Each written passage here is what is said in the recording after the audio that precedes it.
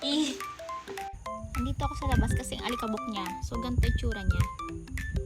Ganito yung mga buhok ni Kuro. Bye! May nakikisali pa talaga. Tinapo ko na yon kasi may dumating na bago. Bumili din kami ng ganito para ilalagay mo siya dito. Para hindi madumihan yung mismong, hindi ko alam kung tawag dyan. Balat mo siya dyan. Ganyan. So, nakita niyo yung dumi kanina, di ba? So, nung wala kaming ganito, tatanggal ko yung ganyan. Pero, since may ganito na, at pagka marami ng dumi dyan, gaganyan nyo na, tatanggalin nyo na. So, disposable to.